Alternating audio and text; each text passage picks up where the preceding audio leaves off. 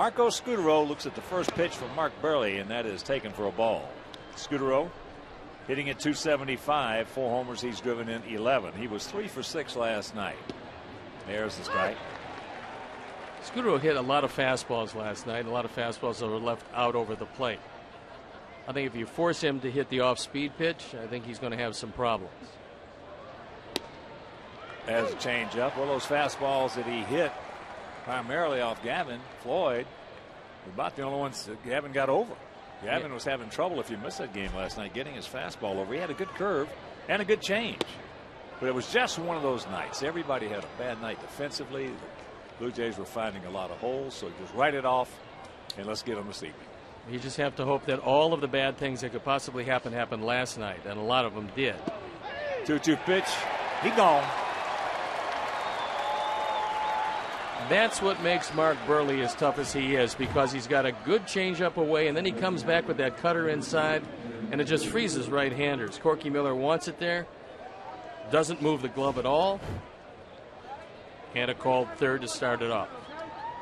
Here's a good player right here. I mean, just solid as a rock. Aaron Hill, and there's a shot base hit. He was 2 for 6 with 3 RBIs last evening. So the 1-out hit, and that'll bring up Alex Rios. When did you first start, as you take another look at it, Stevie, when did you first start throwing a cutter? Well, Don McMahon, the late Don McMahon, was pitching coach and an active pitcher with the Giants, and I was having trouble getting the ball inside to left-hand hitters, the fastball, because it kept tailing out over the plate, as we've seen Bartolo Colon using that pitch a lot. So he said, cut it into the left-handers. So it was my second year in the big leagues, and I didn't use it to bring it down and in, just to slide it across and keep it up to the lefties, and that's when I first learned it. Well, the down and in would be a slider. If it slides, that's the cutter. And as I said earlier, many times there's a base hit by Rios back through the middle. So the Blue Jays picking up where they left off last evening. But the cutter to me is, if you have a decent breaking ball, the cutter to me is the most devastating pitch in Major League Baseball today. And I'm just glad they didn't have it when I played, because instead of 240, I might have hit 190. Well, the object of a cut fastball is to use the hitter's mind and eyes basically a computer for the hitter, to think it's a fastball, to go out and get it, knowing how quickly they have to get the head of the bat out, and before you know it, it cuts in on their hands and they can't get much of a swing at it. Well, if you're talking about a time frame, that with your second year in the big league, that's going back to, quite a ways, and I just don't remember that many guys throwing a cutter. Now, the first good cutter that I saw was the Toronto Blue Jay pitcher, Juan Guzman. He had terrific stuff. I mean, and he had a cutter that was just off the charts. And of course, the guy who has been the poster child for the cutter has been Mariano Rivera. He throws 98% of them, so they have to be good. Wells takes it outside, and count 2-1. Vernon hitting at .283 homers. He's driven in 9. He is 17 for 32 lifetime off Burley. 17 for 32 of the 17. Hit 16 of them have stayed in the park. Make him hit the ball on the ground, and with this wet footing, it's going to be 2. That's foul back, so the count evens at 2. Normally, when Mark Burley pitches against a right-hand hitting lineup, the left side of the infield can expect a whole lot of action, because he does cut the ball inside of the right-handers. You see the defense, they're playing him straight up. And that's popped up into center field. Jerry Owens, he's there. That's a can of corn for him. 2 down, and here at beautiful U.S. Cellular Field, 330 down the left field line, 335 down the right field line, 375 in the gaps, and 400 straight away center. These two teams last year played 8 games, and the Blue Jays won 7 of them. So they have beaten us 8 out of the last 9 meetings. Well, I know, Hawk, last year you thought this team was going to win it. You looked at their talent, you looked at their pitching staff. The pitching staff was intact, and yet, quite obviously, they came up a little short. This year, the pitching staff is decimated, and they're playing better baseball than anybody around. Here's Adam Lynn. Yeah, I picked the Blue Jays last season to win the East as there's a breaking ball strike. And one thing, I've been in this game for 50 years now, and the one thing that I really know about the game of baseball is the longer I'm in it, the less I know about it. Very difficult to predict. Outfield about equidistant, slightly to the left. They're spread out a bit. This young man out of Anderson, Indiana, can hit. Well, it also shows you that Cito Gaston thinks a whole lot of him, because most youngsters come to the big leagues and first thing they do is they want to platoon them. They have success in the minor leagues against right and left-handers, and come to the big leagues and you play just against the right-handers. Lynn has had a tough time in 9 at-bats against Burley in his career. He's 0 for 9, but you're right. And Cito's beyond it. Cito knows more than that, because Cito was a good hitter, and he knows a lot of that platooning stuff is a bunch of BS. Softly hit. Lillibridge is there, picks it up, and that'll do it after a half inning of play. It's the Blue Jays nothing, and the good guys coming to bat.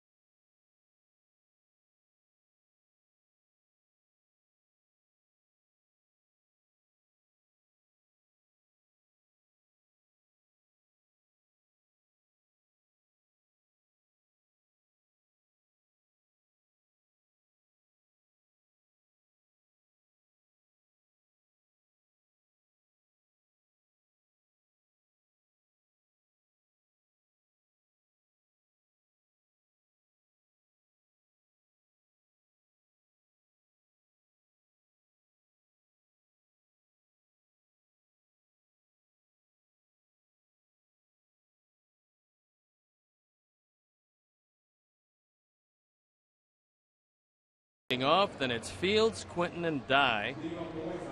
Canerco at first, hitting fifth. Corky Miller getting knocked behind the plate. Anderson, Ramirez, and Owens hit 7, 8, and 9. The defense behind Burris, left to right. Bautista, Wells, and Rios in the infield. Rowland, Scudero, Hill, and Millar. Chavez behind the plate, and Brian Burris on the hill. He's a soft-tossing left-hander. And there you look at the numbers. He was just called up. This is his first outing this year. And before we show you our picks to click, you at home select yours. There's first pitch strike to Brent Lillibridge. And 0 for 2 last night. Outfield, they are, for the most part, straight up. Rowland off the line, even with a bag at third, as that pitch fouled away, and the count very quickly 0-2. We saw Burris last year, only he was wearing a Baltimore Oriole uniform. And last year he was a fly ball pitcher. So we'll see how the patterns hold, if they hold.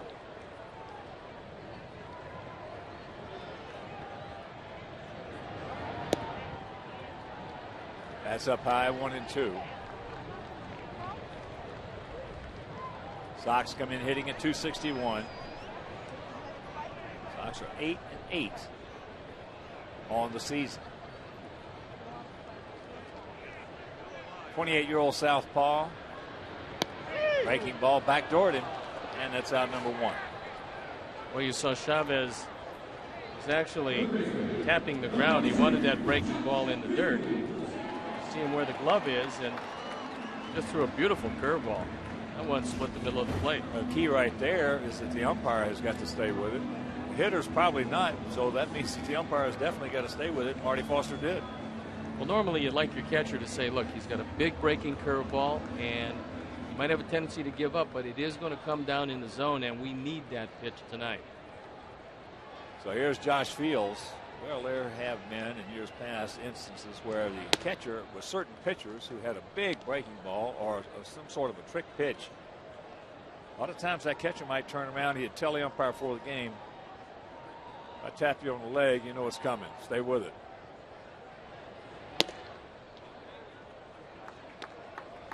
Two and 0 the count. Josh 1 for 5 last night. Josh hitting at .259 a homer. He's driven in 9 on the season.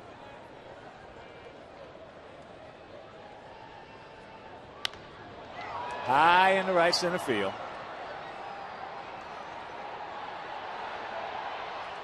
And that is out number 2. And so let's check now our picks to click this evening.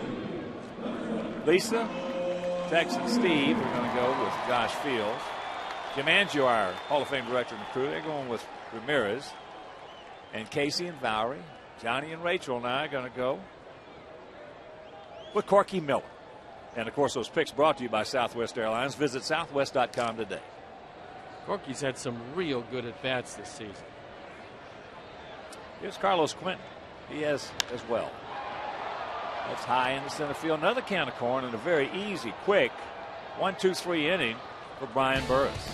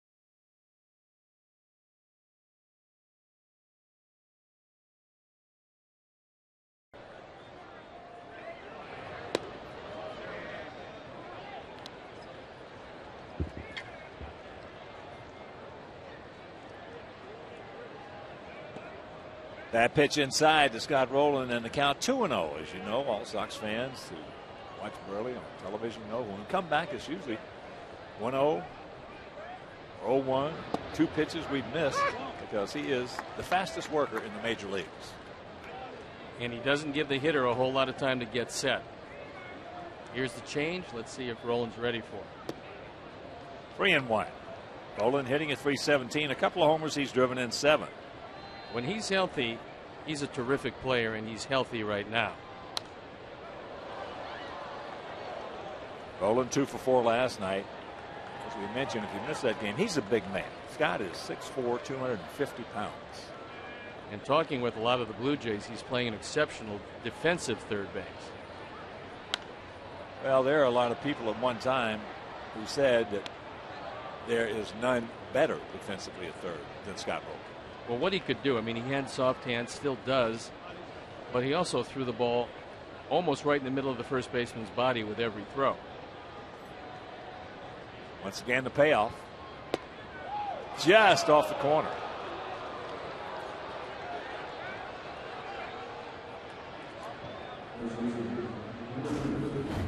Let's take a look at that fastball. He tries to thread the needle on the outside corner, and it was indeed just off the corner. You saw the glove of Corky Miller setting up on the corner, easing ever so slightly off the plate. Here's the 37-year-old veteran, Kevin Millar, hitting at .321, a homer he's driven in 7. He's actually a pretty good hit and run man, and this situation screams out for a double play. Kevin Millar's been a pretty good hitter. He's a terrific hitter, and he has been wherever he's gone, and he's also been a pretty popular guy in the clubhouse wherever he's gone.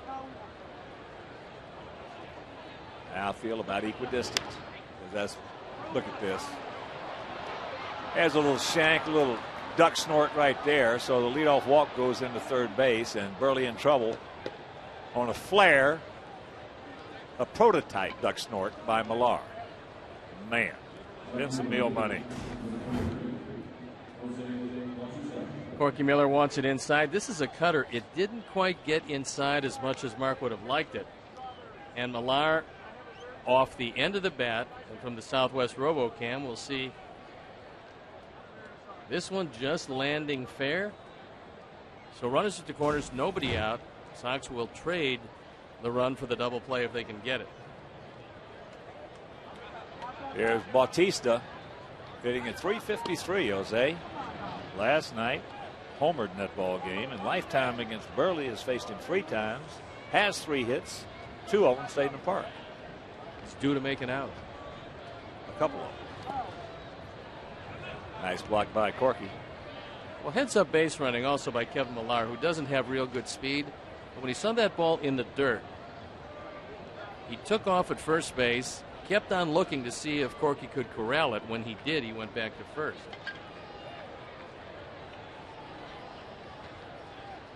Early in the jam. Runners at the corners and nobody out. That makes the count 2-1.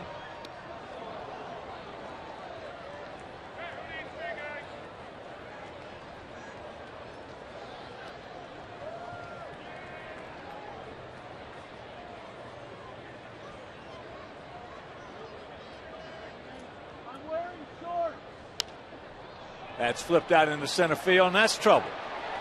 Well, I'll tell you what. They're just picking up again where they left off last night. Every time they swung the bat, hit the ball, it found a hole. That one dropped in front of Jerry Owens, who didn't get a real good read on that ball. I think it's pretty difficult to see right now. It's dusk. The lights haven't taken hold.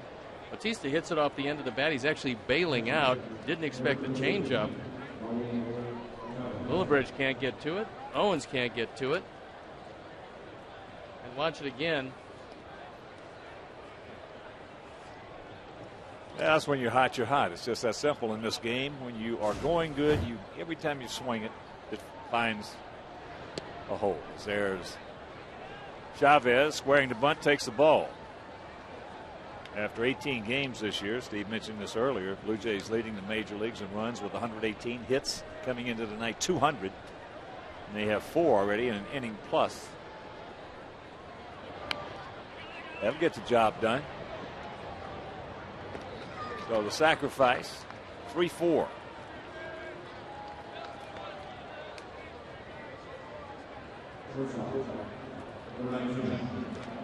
And they are the only American League team to have scored 100+ runs this year.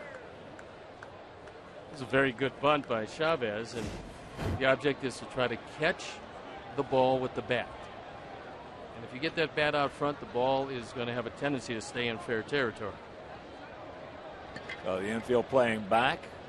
Marco Scutaro takes it off the plate. Scutaro called out on strikes last inning.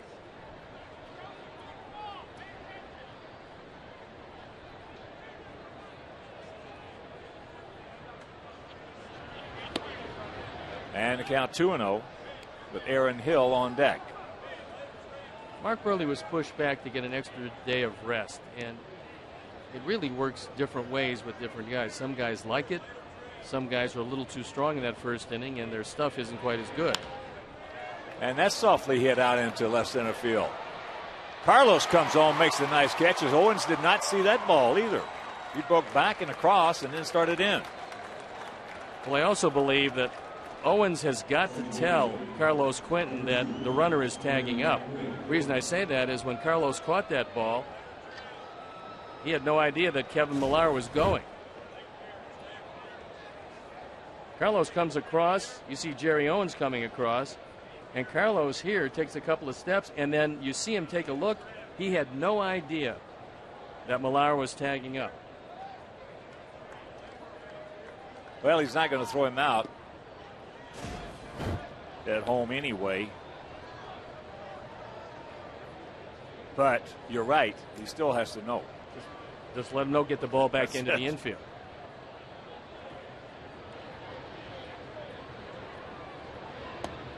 But this whole inning, even though those 2 cheap hits, started with the base on balls.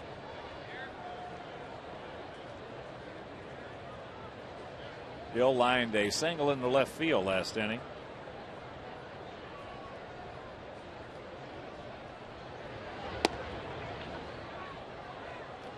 And the count 3-0.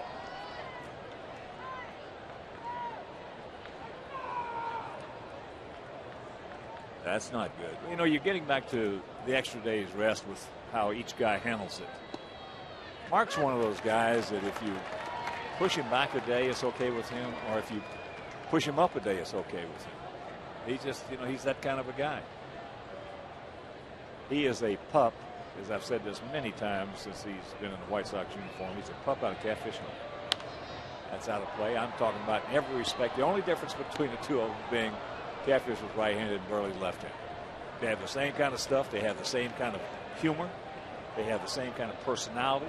Well, he will also go out there on a nightly basis with whatever he has, and sometimes it's not quite as good as others, but he'll find a way to get you out most of the time.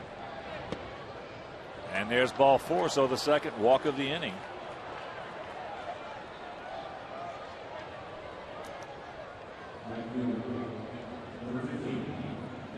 White Sox group and party area outings. It's priority seating for your group of 20 or more fans, and you can save $1 to half off each ticket depending on the size of your group in the party areas like the fan deck, warning track, or individual game diamond suites. Call 312-674-1000. Rios. That breaking ball just missed. He had a single to center last inning. 2-4-0 for the Blue Jays, with 2 out here in the top of the second. Ball hit hard, caught by Josh, and it'll retire the side. So the leadoff walk, and then a couple of duck snorts by the Blue Jays, and they score 2.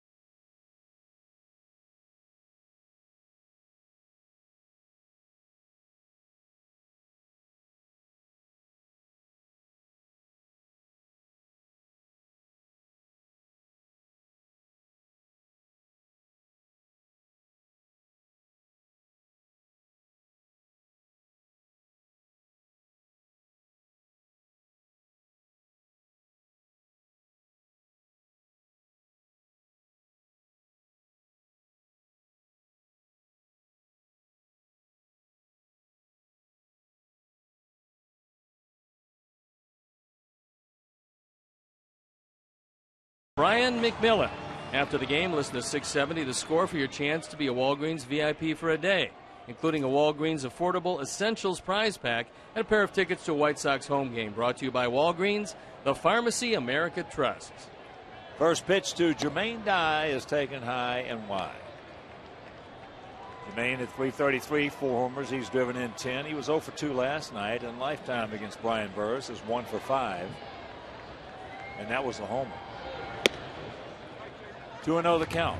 Well, with Burris, who throws mainly high fastballs, you have to lay off the pitch up there, because if not, you're usually going to hit it straight up in the air. Now, I think the ball is carrying to right center tonight. I think on the first fly ball that Fields hit, that one went a lot farther than Vernon Wells thought it would. And the count 3-1.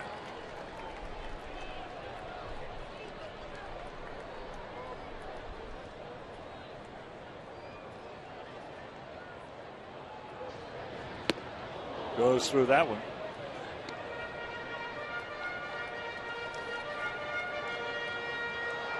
There's an example how a terrific fastball hitter can be overpowered by an 84-mile-an-hour fastball. And the payoff pitch. A little shank right side.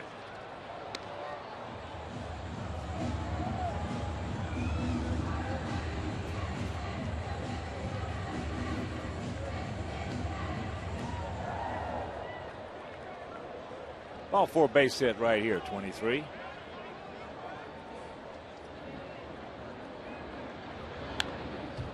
And that's foul straight back. Second of the 3-game set. In the finale tomorrow afternoon, Jose Contreras against the good doctor Roy Halladay. When you're lined up to face Halladay tomorrow, it's best to get this one here tonight.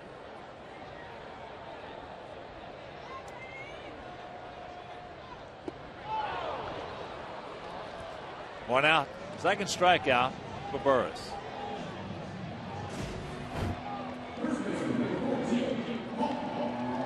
It's a fastball. Just a touch inside. 86 miles an hour. Main swings through it. Well, the Sox last year with 31-20 against Southpaws, and this year 2-1 coming in to tonight as Brian Talbot beat him last evening with a good changeup. Talbot's not a hard four. When he came out of their bullpen for a second emergency start because of all of the injuries, and threw the ball real well. Yes, he did. Went into the 6th inning.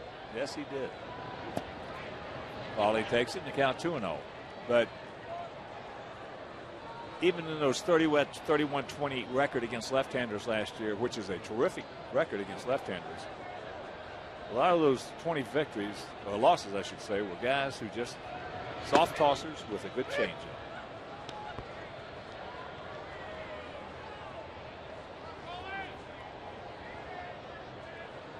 Well, Burris would fall into that category.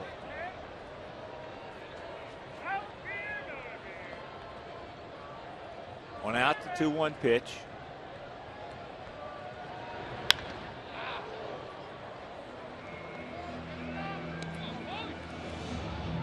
Corky Miller on deck.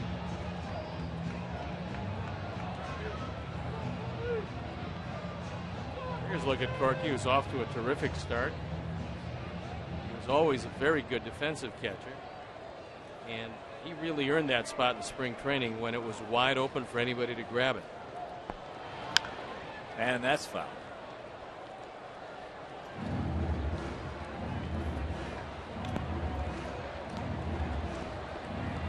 Rain's coming down a little bit harder right now. It's going to be like this probably in and out all evening. It's one of those little systems that have popped up that Roger Bossert, who normally is very, very accurate. And there's a Dutch bar. We'll take one. Yes. So our first hit. But Roger said before the game, he said that he had no clue what was going to happen when you get a system of this nature. Well, he's got the grounds crew ready in case he needs them. There's Roger. one of the best, if not the best, groundskeepers in the major league. In all the sports. He can put a hurting on a chocolate cake, I will tell you that. Don't let that small frame deceive you. Corky, 0 for 1 last night. He was robbed on a beautiful play at third base by Bautista. 1-0 the count to Miller.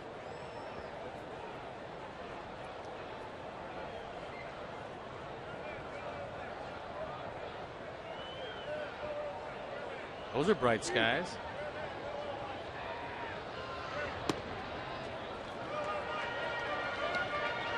Now the way Corky's swinging the bat on 2-0, if he gets one close, he's probably going to hit it pretty hard.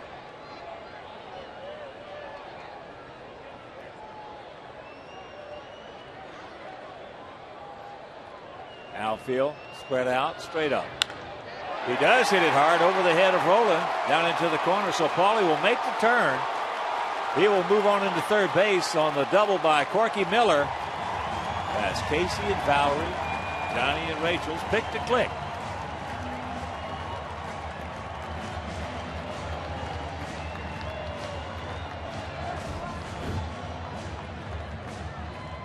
Corky got a fastball right down the middle at 2-0. You come in hitting 375, and you're doing that for a reason. He's had consistently good at bats. And it seems when you're swinging the bat well, the pitchers are forever getting behind you, and you're getting a lot of pitchers' secondary pitches in locations that they would just as soon not want to throw it. So here's Brian Anderson. Brian hitting at 278.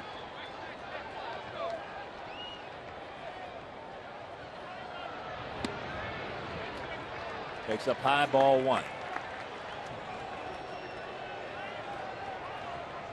Rios has a pretty good arm, although he throws about high 3/4, which is unusual for right field. And Wells has a pretty good arm in center field.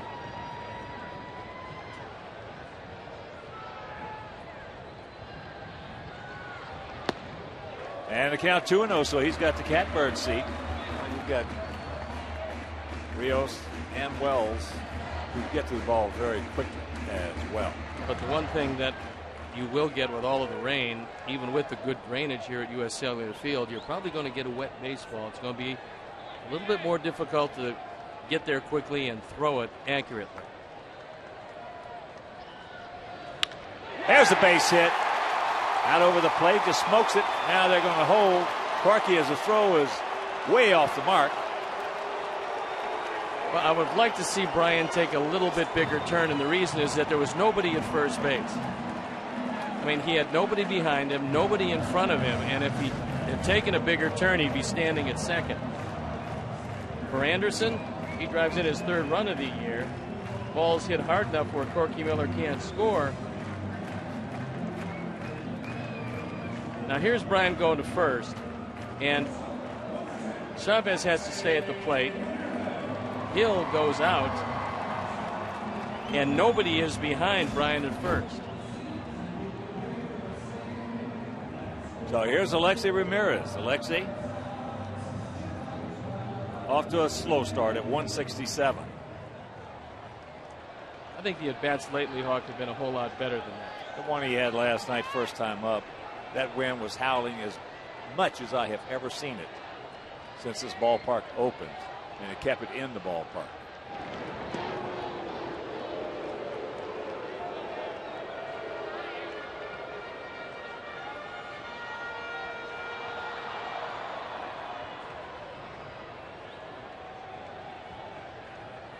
And what you were talking about as far as the wet baseball goes, there was an example right there by Vernon Wells. Yeah, he missed the cutoff man completely. And there's a base hit. So this game is tied at 2. Well, that's a good way to do it because you get stung early and come right back against their left-hander. And now Chavez goes to the mound. Corky Miller helping to set up this inning with a ringing double.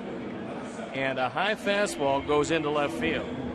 So talking with Greg Walker before the game about Ramirez, he was talking to me about his hand position. and how he was wrapping the bat a bit. He talked to him about it, getting him back to the way he was swinging it after the first month of last season. And we've seen much better at bats probably for the last week. He's going to hit. There's no question about that. You know, people I think are jumping to a lot of conclusions. You look at Alan Thomas and in the middle and then Walker. As here's Jerry Owens. Usually that happens, you know, when you have a guy who finishes second in the Rookie of the Year category. Evan Longoria won it. But all of a sudden now our guy Alexi finishes second. Now he starts off slow this year. People say, well, the league has figured him out. That is not necessarily the case at all. At all. Everything is self-induced. And Alexi, for whatever reasons, just was not thinking the same way that he did last year when he made all those terrific adjustments. He will make these adjustments again. Now, if he hadn't made them last year, you might say to yourself, hey, we don't know if he can make them. But he adjusted sometimes from at bat to at bat last year, and he got off to a slow start last year also. He hit 138 in April, so exactly. It's another slow start that I think has gone away at this point. It's on his way, for sure. And that's flip foul. That's playable. So 2 down. Chris Getz was in the starting lineup originally, and just before we started play tonight, he was scratched from the lineup. He hurt the middle finger on his hand and just couldn't go to the post tonight. And the way Chris has been playing and the way he's been hitting, that's a bit of a loss. Well, in his last 7 games, he's 13 for 30. So we just have to hope that not anything serious, and we'll see him back in the lineup as quickly as possible. And that'll pencil out at 433, which puts him on the season 340. Plus, he was really playing a terrific defensive second base.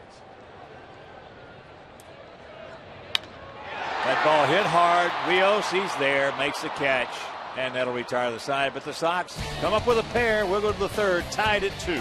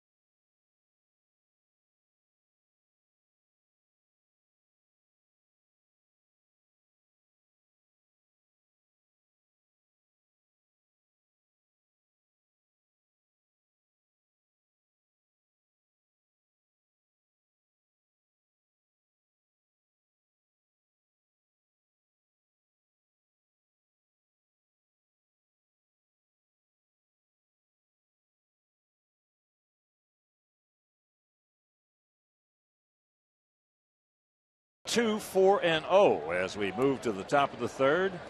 It'll be Wells, Lind, and Rowland face Mark Burley. Vernon 0 for 1 went out to his counterpart Jerry Owens. That's just off the outside corner.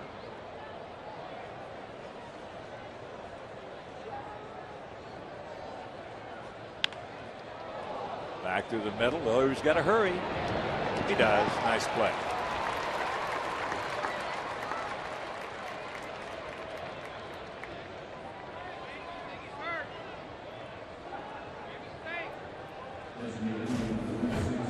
Vernon Wells runs pretty well, and you got to figure you're going to get rid of the ball pretty quickly, and Lillibridge was able to do just that. So Mark Burley looks like a hockey goalie at times on a ball back up the middle. He's a terrific fielder, and all you young pitchers, you have to be the fifth infielder when you let the ball go. I just don't like a guy sticking out his foot like that when the ball is hit fairly hard. One of these days, you'll have to stick it out there, and it's liable to hit you right in the wrong spot and break your ankle. As there's a strike. Well, it's a reflex action that a lot of pitchers have. He put his pitching hand out there. That's even more dangerous. Yeah, it is. That's foul. Carlos. Tough play right there. Well, Carlos is going to give you everything he's got on every play. Sometimes you want him to hold up a touch. Like that time. But I don't think that's in his frame of reference. It's not. He is set on one speed. And I'm not talking about fast, I'm talking about hard. I know he plays hard. He's played hard. He's going to get hit at the plate a lot of times. He's going to beat that ball down. He gone. 2 down. I know they talked to him in Arizona because he would be running into walls, especially the outfield wall, and they said, look, I mean, you're a really good player and we need you. So occasionally, the ball's going to go over the wall anyway. Let it go over by itself and don't try to go with it. But that's just that's the way he plays. That's his personality. Nolan got a pretty good pitch to hit right there underneath it, and the count 0-1.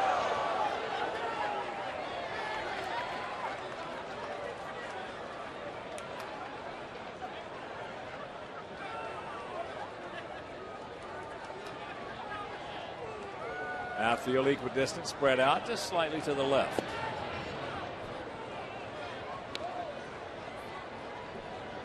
Bottom of the 8th inning at Fenway. Red Sox leading the Yankees 13-11. Red Sox have won 8 games in a row. Can of corn for Bryan. And that'll do it. A 1-2-3 inning for Burley. And it's tied at 2.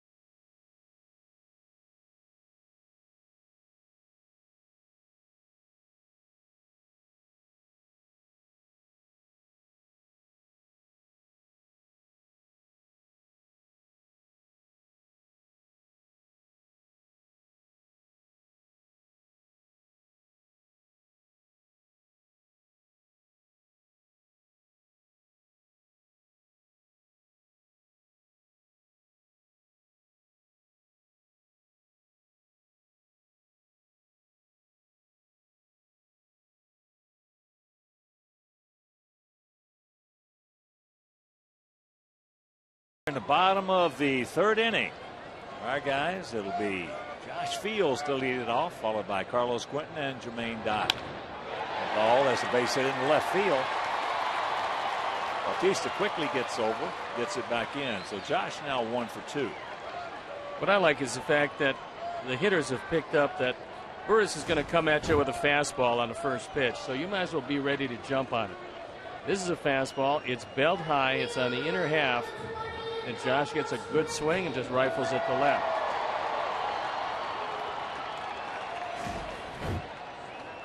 So here's Carlos.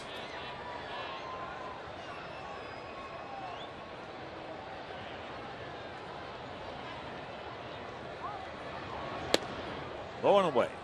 Carlos went out to Vernon Wells in center field.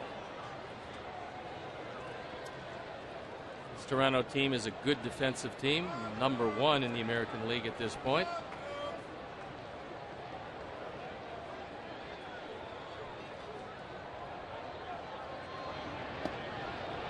Brought that curveball from the outside over.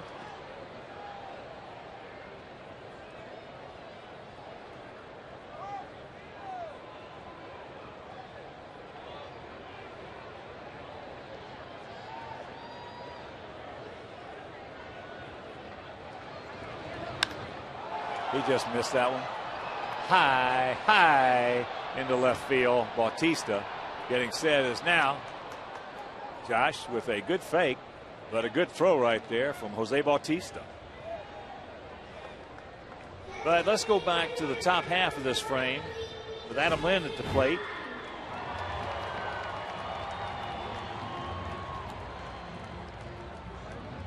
And that is strikeout number 1,098 for Mark Burley, tying him with Gary Peters for 5th all-time in franchise history.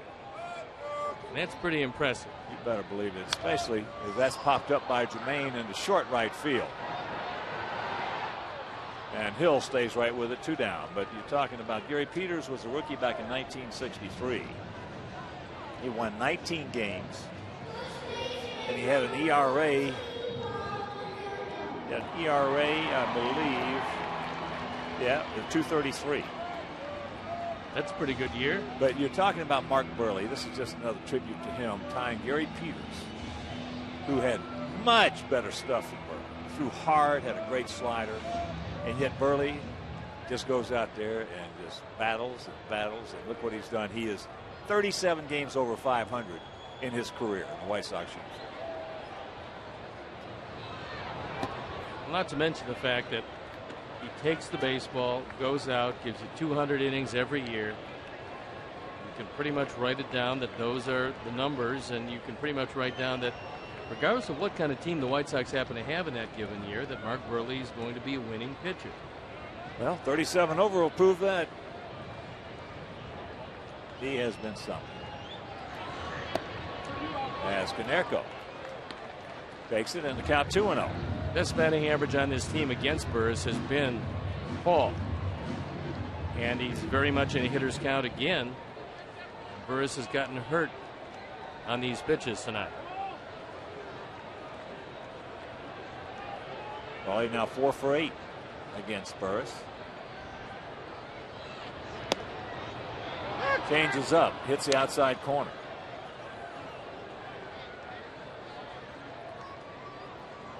This goes to show you, for all you youngsters out there, you don't have to be a flamethrower to pitch in the major leagues. But you have to make the ball do a couple of different things. And Mark Burley is able to consistently do it and keep it in the zone. Well, that's the whole key. One of the things it has to do is be thrown regularly over the plate. And it would help if it was strike one. Like we saw Burgesson from Baltimore Orioles, first major league start, just consistently throw strike one, sink it, and we didn't have the ball in the infield into the 4th inning. Well, and then as here's the 2-2 pitch, that's just foul. Then Adam Eaton, in the last game of that series, came out. He threw strike one to almost everybody, and we didn't have a chance. So you got to throw strike one. Mark, I told you, when I first saw him when he first came with the White Sox, and Coop said, I want you to look at this kid, see what you think. Kept a little record of it. First couple times I saw him work, I saw him face 26 hitters. He threw 23 first pitch strikes. Well, that'll catch your attention, especially from left-hand pitchers, because there aren't a whole lot of them.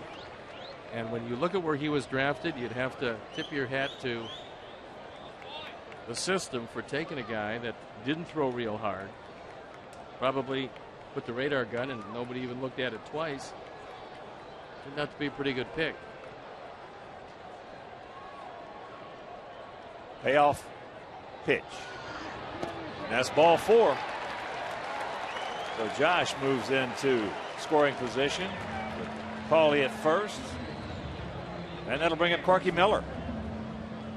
It's a ballpark double play every home game for the first hour after gates open. Make every home game a ballpark double play at U.S. Cellular Field this season with 2 ballpark hot dogs for the price of 1 at the All-Star concession stands during the first hour after gates open. For White Sox individual game tickets, call 866-SOX-GAME or visit whitesox.com. Corky had a double and scored last inning.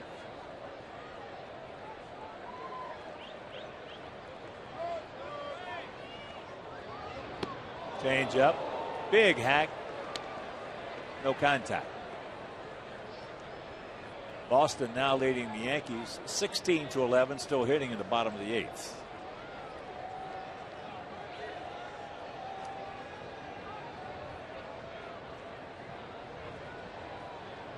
Boy, the loss of Manny Ramirez has really hurt their offense.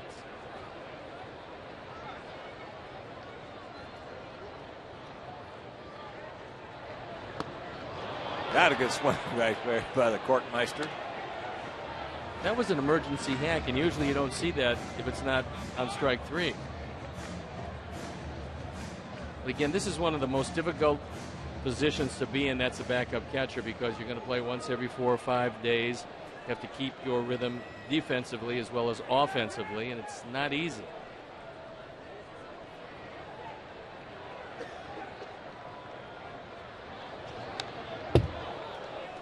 Oh, he's upset with himself. Got a good pitch to hit and just underneath it.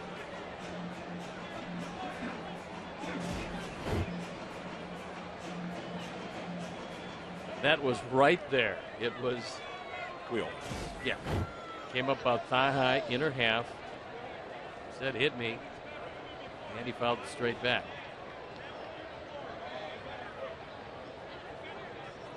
Two on, two out, and the 0-2 pitch. Top down to Roland, takes him right to the bag, and that'll retire the side. Sox have a mile threat, can't score, and we'll go to the 4th.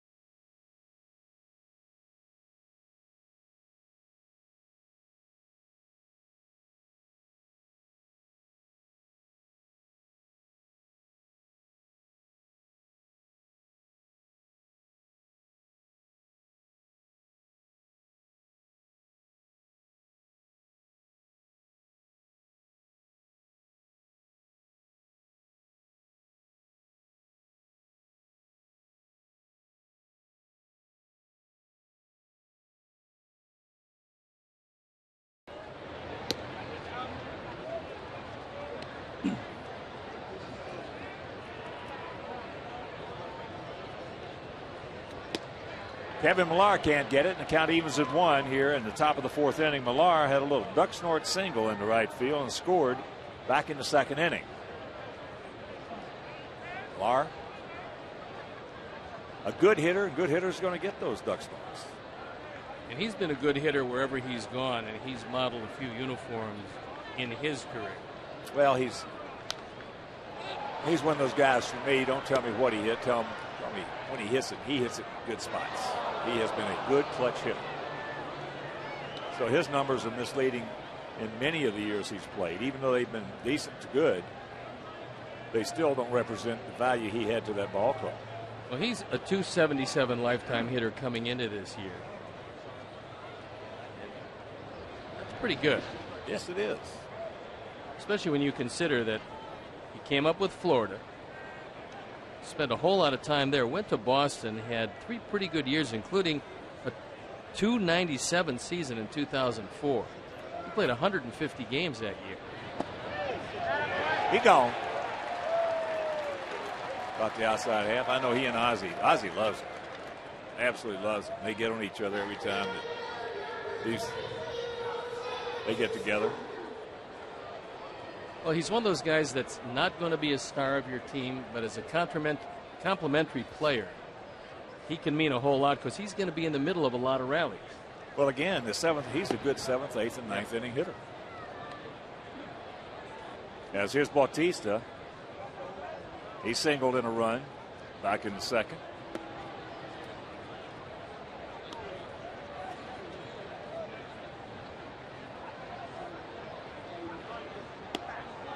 Top of the 4th in Cleveland, Minnesota leading 3-0. Bottom of the 4th in Kansas City, Tigers leading 4-0.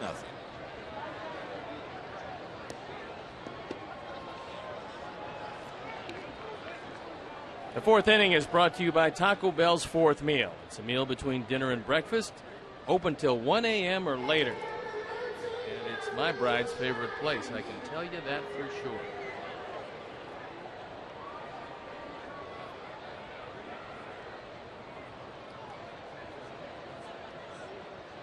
Raul Chavez had a nice sacrifice bunt back in the 2nd. 36-year-old veteran. Last year with Pittsburgh, hit .259.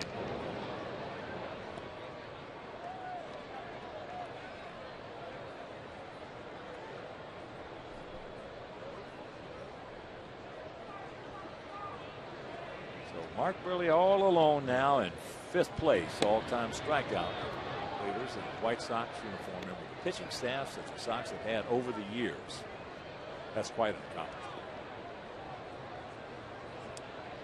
You remember back when this team, I mean, the Go-Go Sox in the years before that and after it, where they were a pitching team. I mean, that's what they had. They had a lot of terrific pitching. That's into right field. Can of corn. 2 down. Well, they were the counterparts of the Dodgers in the National League. Great pitching, couldn't score. Well, great pitching is going to keep you in each and every game. Then if you get timely hitting and you can field the baseball, and usually you're not going to have great pitching unless you have very good defense. But if you have that kind of team, you're going to be able to play with anybody. Then the question is, will you hit in the clutch? And of course, nobody will really know. Marco Scutaro. I love that name. Terrific baseball names. Marco Scutaro. I also like Coco LeBoy. Coco Crisp. And Coco Crisp is terrific. Yes. Coco LeBoy, yeah. Good one. So that was a while ago.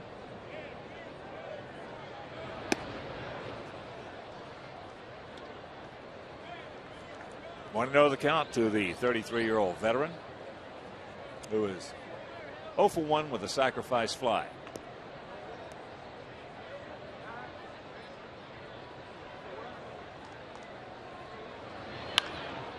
Slaps that one right where it was pitched into right field. So Bautista will pull up at second with 2 out. They have 2 on.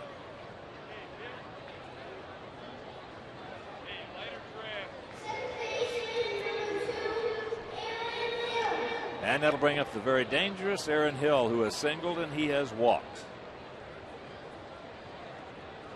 came in hitting at 373 on the young season. Now at 381 to go along with those 5 homers and 18 ribbies.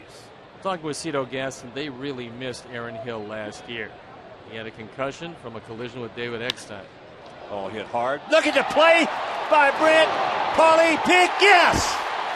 What a play by Lillibridge, and a nice pick by Konerko. And we'll go to the bottom of the 4th, still tied at 2. Mercy!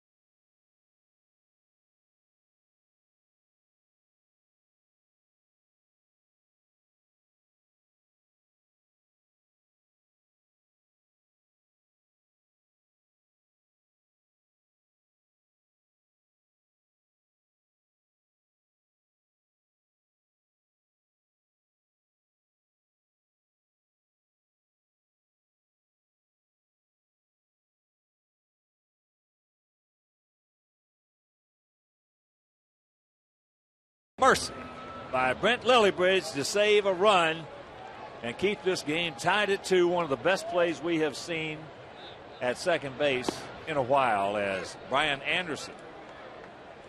And let's take another look at it. This ball was hit hard by Hill.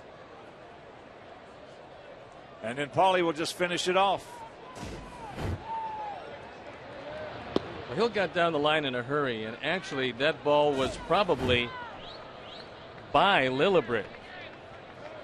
I mean, he took a dive and then didn't even think about it. Got it over to first base as quickly as possible. They had him by a couple of steps. Breaking ball, jammed himself right there. What a play. 2009 individual game tickets are on sale now. Get the best seats available for the April matchups tomorrow against the Blue Jays, and then the Mariners come to town. To purchase game tickets, call 866-SOX-GAME or visit whitesox.com. When that ball was hit, I didn't think he had a prayer to make a play on it. As here is Alexi. Alexi, an RBI single. The ball hit high into left field. 2 down. Well, with 2 out, nobody on. The one thing you should be thinking about if you're Jerry Owens is dragging a bunt up the right side. You got to figure that Roland's going to be in close at third, but you got a left-hander on the mound that falls off the mound to the third base line.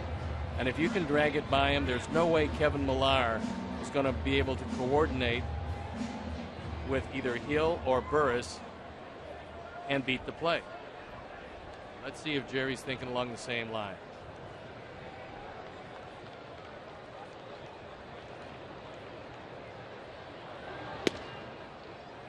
Fakes the bunt, takes the ball.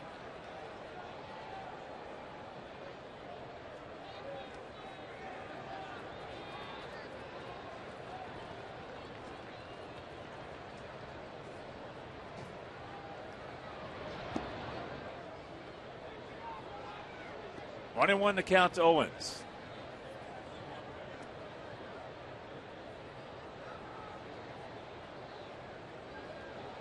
Outfield there short, swung around to the left. And the count 1-2.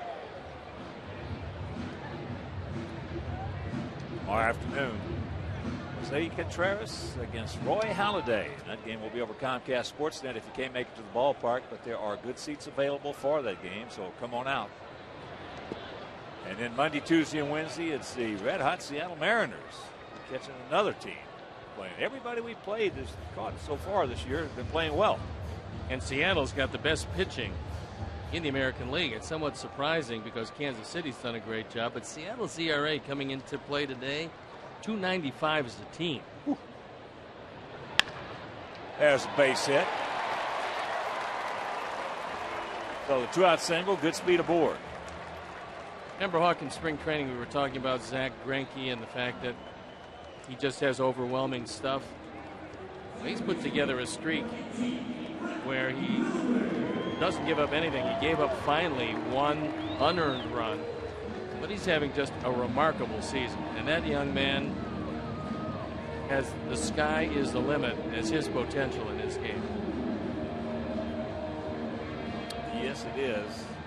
Very familiar with Greinke, having watched him pitch in high school and then throughout the time all the way up here. He told me he was a great golfer and a great athlete. Great athlete. Great athlete. He, as a golfer, he's in that 350 club off the tee, and he is solid. Terrific shortstop, terrific hitter in high school. I guess, you know, the closest thing you could say to being just an all-around talent, you'd have to go back, because that's off the end of the bat, Billy Bridge, and that'll do it. But you'd have to go back maybe to Kimmer Brett, George's brother. Good Meanwhile, friend of mine. it is still tied at 2.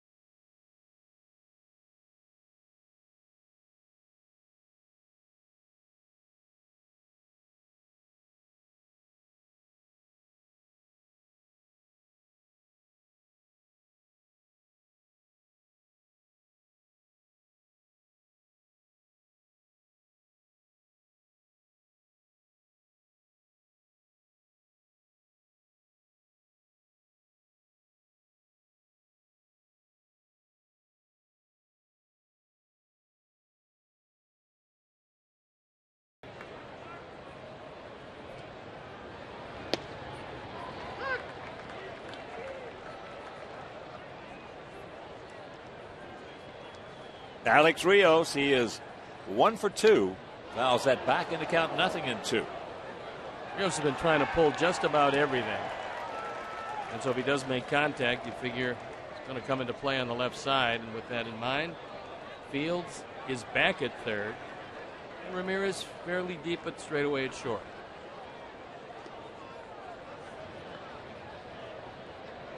This is a guy that Cito Gaston said they've got to get going. He's not swinging the bat near as well as he can.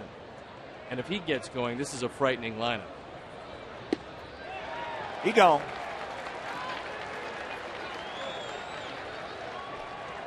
One out. And right now let's check out our U.S. Cellular text poll question.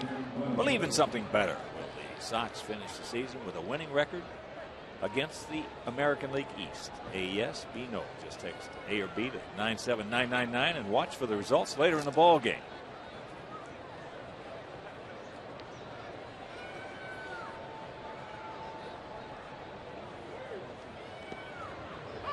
Drops the hook on him.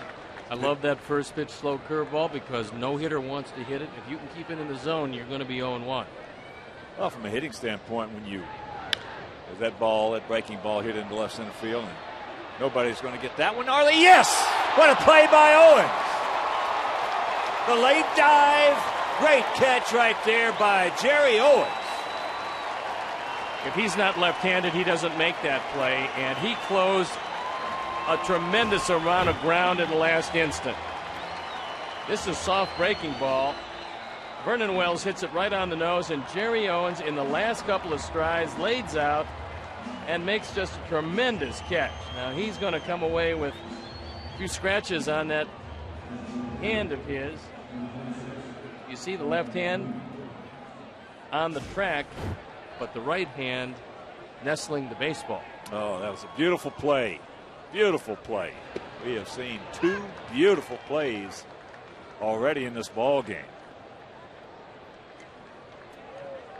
0-1 the count to Adam Lind, who is 0 for 2.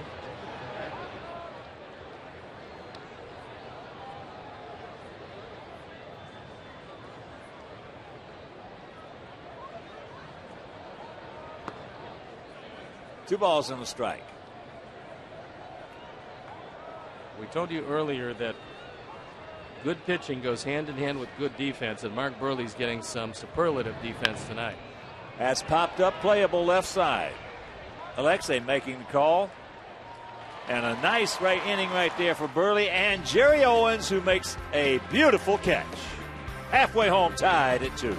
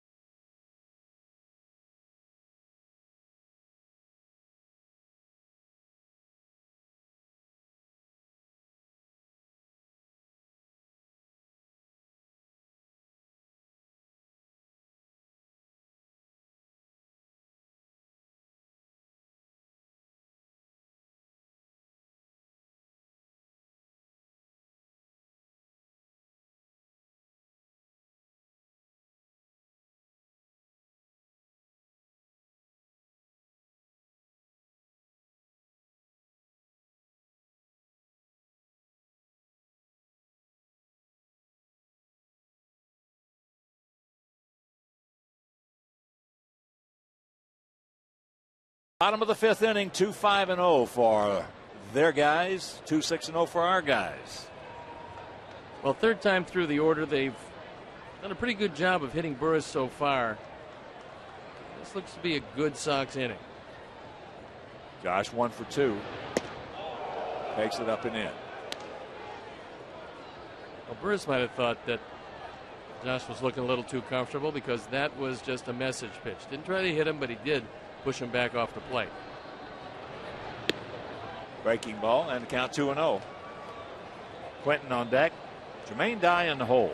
Here in the second of this 3-game set. Ray Contreras against Roy Halladay in the finale tomorrow. make your plans to be with us here at the ballpark if you can. It'll be over Comcast Sportsnet. And Monday, Tuesday, and Wednesday, they had the series against Seattle. We're going to run Danks, Colon, and Floyd out there. They're going to run Jakubowskis, Hernandez, and Bedard. And that's ball 3. Back again to very much a hitter's pitch.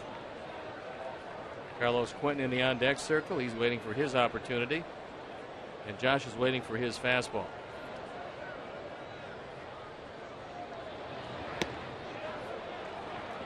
He did not go, so that is the leadoff walk. Hey kids, visit your friendly neighborhood Culver's restaurant and enter the Kid of the Game sweepstakes for your chance to announce play ball from the field prior to a White Sox game. Visit your local Chicagoland or Northwest Indiana Culver's restaurants for details.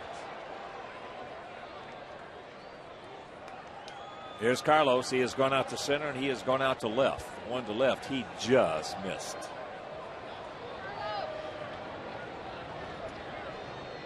Outfield about equidistant, spread out slightly to the left as he checks it up and he takes ball 1. I told you, Hawk, I would ask you this. Why do so many right-hand hitters prefer facing right-hand pitchers over left-hand pitchers? Well, it's not as bad as it used to be because most of the current players who've been in the league for 5 or 10 years, or even the young ones coming in, have just been as there's a little nubber. He looks to second. He had a play there if he quickly goes. He didn't, so Quentin is retired. But most of the guys, that's the philosophy and the culture that they have come up in, is being platooned when they get to the big leagues. In years past, you had very few left-handers coming up through the minor leagues. You faced almost exclusively right-handers. You saw them, and you became much more comfortable with them. You saw the curveball going away. Even if the pitches went away from you? Sliders going away, and you could learn how to adjust. And so I think the biggest difference, if you had to put a definitive reason on it, is that you got used to the pitches going away from you. And you saw more of them. Right. Oh, you saw 6-1 more.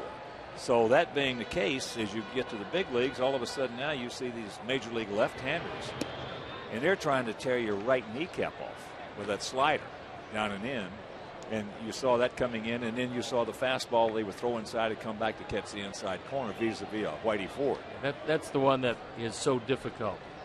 When you see Greg Maddux going to the Hall of Fame because of that pitch, throwing at the left-hander's hip, and it goes back over the inside corner. Well, it's the same thing as you and I have discussed earlier. You know, for me, if I was managing the ball club and they bring in Mariano Rivera, and I've got 3 left-handers coming up there who are not my 3 left-handed stars or studs, so to speak, I'm going to pinch hit right-handers off him. Well, Jason Bay took one out in a big situation off Mariano Rivera. Sure. Just as you were saying, a right-hander, he's looking for the cutter. He throws it 98% of the time. So what else are you going to look for? Well, the same thing goes with Johan Santana when he was in Minnesota. Every time he pitched against us, I took a left-handed hitter. There's my pick to put. Well, see, that's not fair because that's advanced knowledge. I mean, you knew that left-handers had a bigger advantage over him. No, and, you know, again, to the degree that the right-hander wanted to face, I don't care how good the right-handed pitcher was, right-handers versus a left-hander. That was not so much the case with left-handed hitters against left-handed pitchers. But in some cases it was. Keith Hernandez, the year he was co-MVP in the National League, he loved to hit against left-handed pitching. He changed his style as that's ball 4 to Jermaine Dye. So 2 walks this inning. And Hernandez, in essence, did the same thing that I did after I figured a little bit of it out, is on a left-handed pitcher as being a left-handed hitter, he moved right on top of the plate. Jim Thome and I, a couple of years ago, when he first joined us, we were talking. Randy Johnson was going to pitch against our club. And he and I were talking. He says, Hawk, what do you think I should do against Johnson? I said, move up on the plate. He's not going to want to throw that slider. He's going to throw you more fastballs. Well, Jimmy that night moved up on the plate, and the first pitch was right at his neck. Randy did not care for that. No, Randy was good at that, letting you know where he wanted you to be or not. Exactly. Where he did not want you to be in the batter's box. He didn't want him on top of the plate.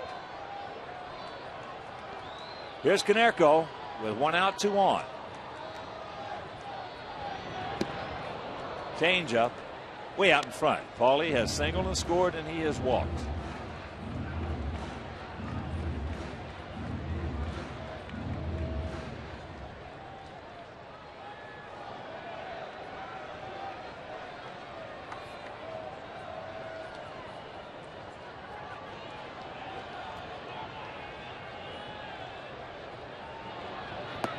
Checks it up, and he takes ball 1.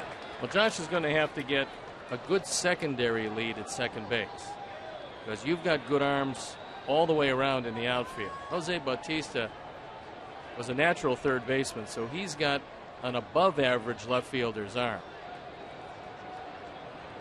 And Aaron Hill up to this point has been a little passive out there at second, so that helps. Yeah, they're not paying attention to him at second base. No. Good eye, and the count 2-1. Chavez going out now to talk to Burris. We felt this would be a tough inning for him, a good inning for the Sox. And right now, Burris is not making the same pitches he made earlier in the game.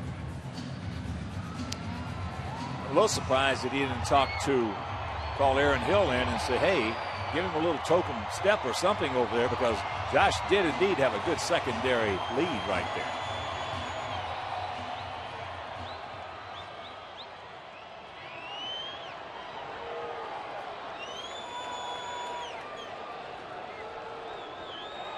Hill still back.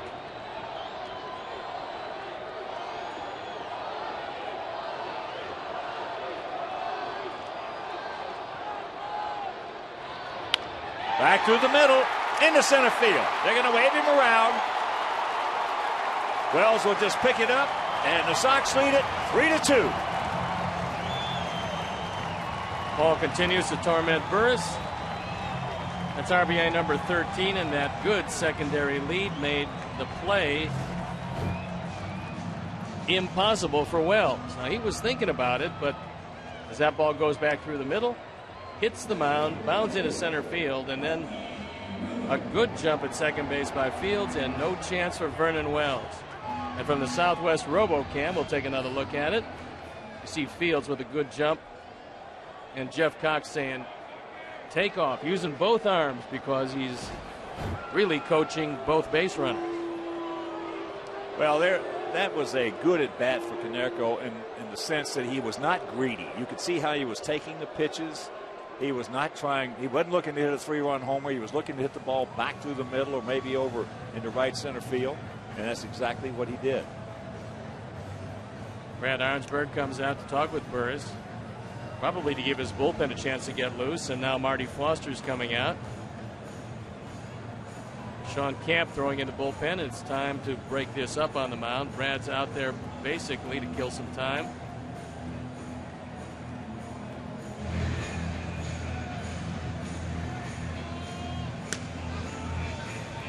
Here's a look at Camp.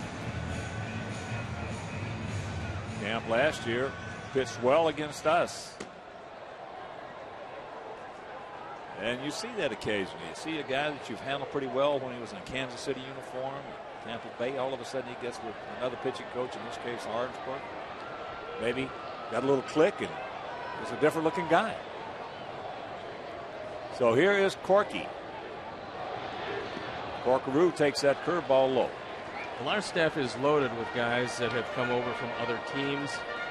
And Don Cooper got him aside, took a look, watched him a couple times, sometimes just one time in the case of Thornton, and then just told him a couple of things that, for the most part, changed their careers around.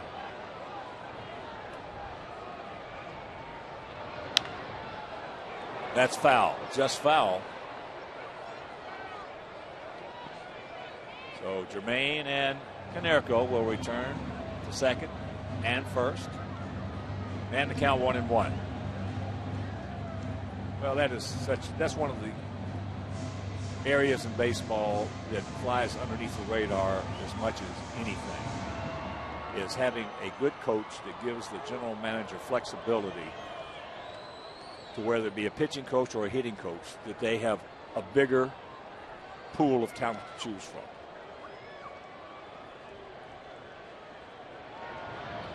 That's up high. It also helps that Kenny Williams and Don Cooper have been together a long time. And because of that, and because they know one another so well, Kenny has a tremendous amount of respect for what Don Cooper can do when he gets a chance to deal with a pitcher that, for the most part, another organization might have completely given up on. That's happened several times in the last couple of years as the count now moves to 3-1.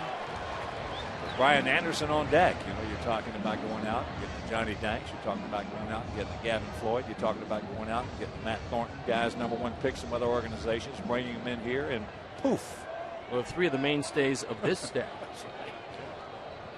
They make a West Coast turnaround. It's got to happen sometime, and it helps if you're dealing with former #1 draft choices. 3-1. And that's ball 4. That will load him up. Third walk of the inning. And here comes Cito. And that's going to be it for Burris, who hit the wall here in the 5th inning. That will be it for him, and Camp will come into the game. So breaking the action as Burris will depart, and we'll be back.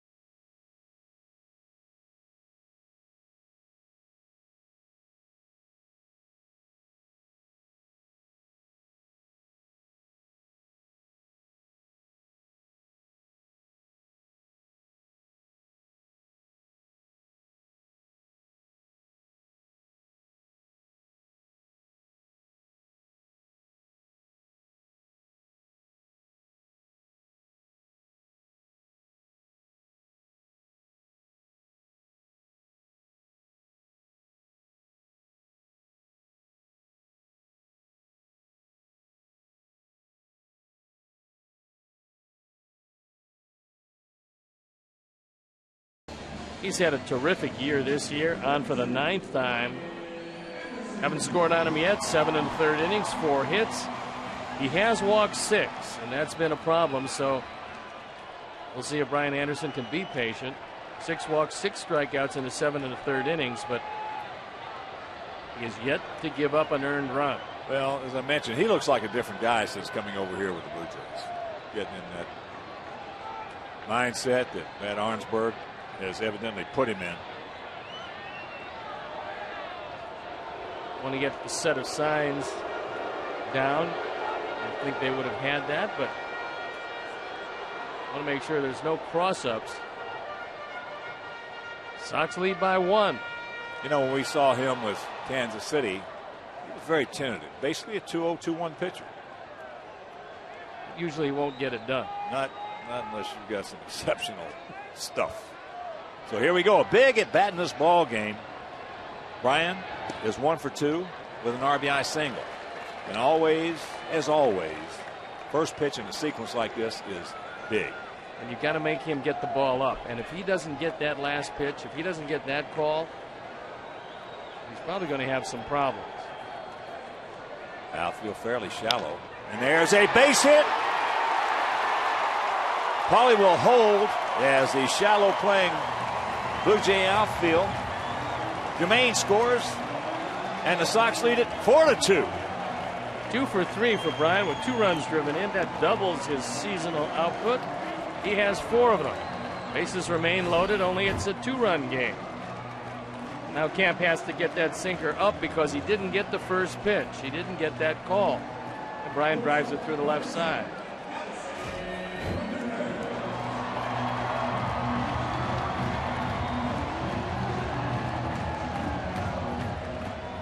So here's Alexei. He's 1 for 2 with an RBI.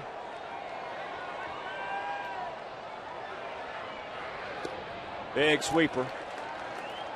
And the count 1-0.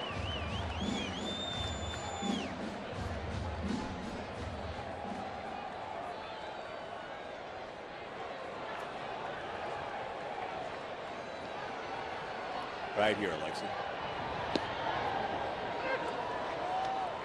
Quick breaker.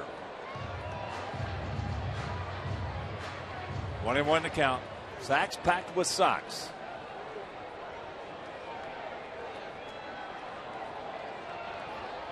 Outfield. Spread out a little bit. Goes through the sinker.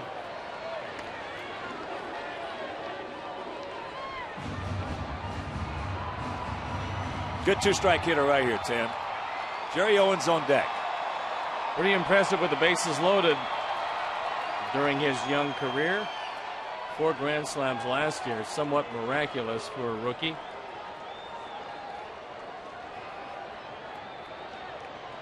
Stay with him, Alexei, right here. Stay with him. Breaking ball.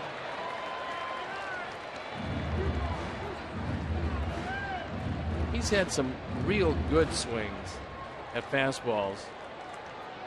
Looks to me like next couple of games going to start hitting the ball out of the ballpark. That was a little too bad. 6 inches closer, and that may have been strike 3. Meanwhile, it's a full count. I think a week and a half ago he swings at that ball. Not even a week and a half.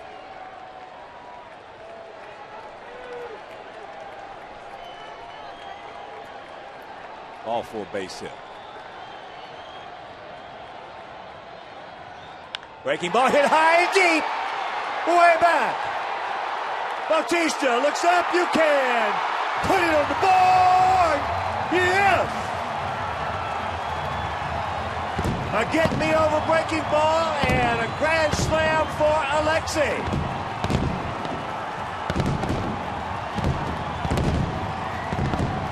His first home run of the year, you could just see it coming. And that ball came up just spinning over the inner portion. He took it out. The 5th grand slam of his very young career, and he's making that a specialty.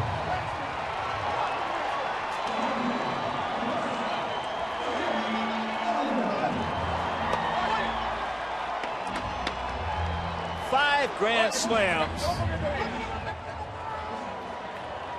for Alexei Ramirez. Almost unbelievable. Jerry Owens. Unbelievable when you figure that he's played less than a season really last year because he didn't start playing until about the 2nd month, and we're 17 games into this year. Guys have spent their whole careers not hit 5 grand slams. He spent 1 season and hit 5. That's pretty impressive. It's amazing, really. But he will, as we talked about the last at bat he had, he will make the adjustments. There's not one thing to indicate that he won't make those adjustments again the way he did last year. And the key was laying off pitches out of the zone from camp and waiting to get one in the zone.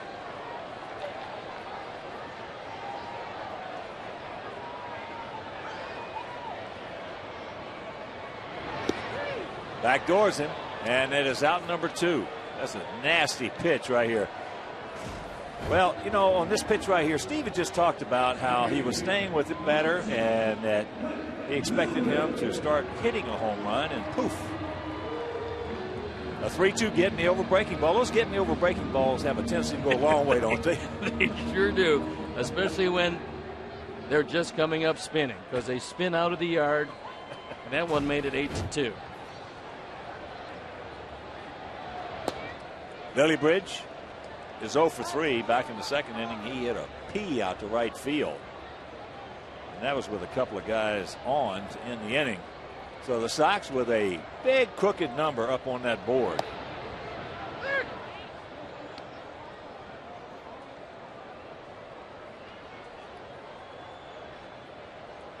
The last grand slam came in one of the key games of the year. When the Sox beat the Tigers, they had to win 3 straight. The Tigers were one of the 3. Alexei hit it out of the ballpark. Hasn't had that many opportunities to hit a grand slam. When he comes up with the bases loaded, something magic usually happens. Well, Robin Ventura was the same way. Robin would come up with the bases loaded. I don't care if he was had been swinging the bat very poorly, and he looked like a different hitter. Something came over him. He just had better focus. He stayed back. He took himself out of being in between and hit a lot of grand slams in his career. The 3-1 pitch. But the Sox with a 6th spot, highlighted by Alexei Ramirez's 5th grand slam of his career, his first homer of the season. They lead it 8-2.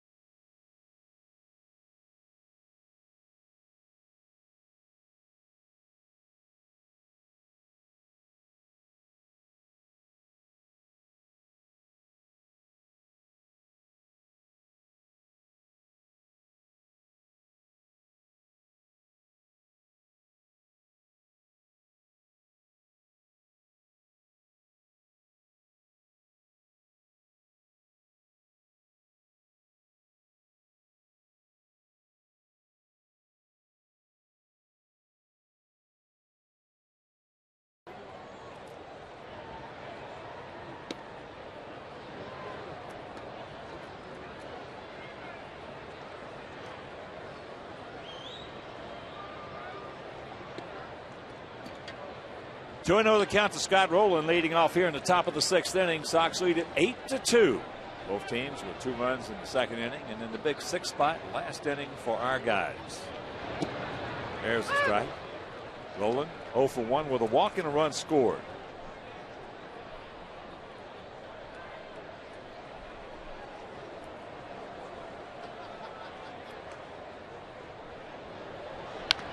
There's a shot base hit. So the leadoff man aboard.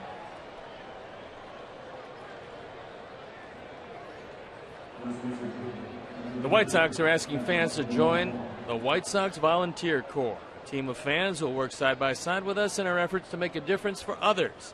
Together we can be a powerful force for change. Please visit whitesox.com/Serve Chicago for more details. Kevin Millar takes the fastball up high. He is 1 for 2. A little Ducks North single and a run scored in the second. He struck out, called out on a fastball outside corner in the 4th.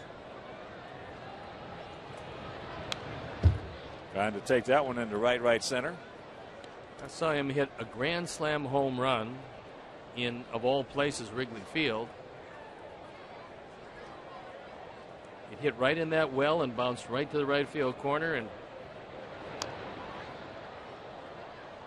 I think he was the most surprised guy in the world. I know when he got to the plate, he had pretty much run out of gas.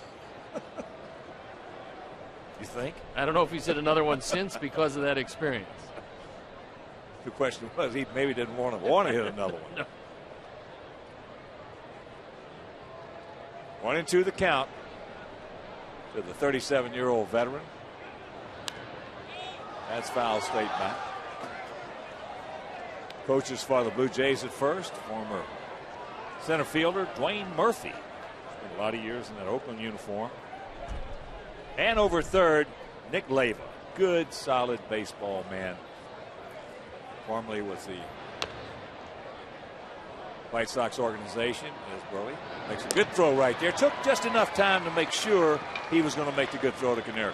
And I think Hawk, he hit it right on the head because he had no angle on that ball. And he had to throw that ball to the second base side of first base. Now Mark gets to this one knowing that he's got to take his time. Paul gives him the glove and a good target inside the bag, and he made a good solid throw. So here's Bautista. An RBI single. And a walk.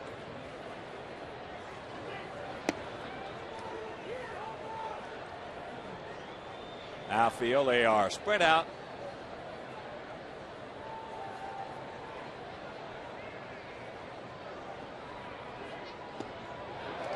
Big hack. Good changeup. And he had Bautista well out in front of him.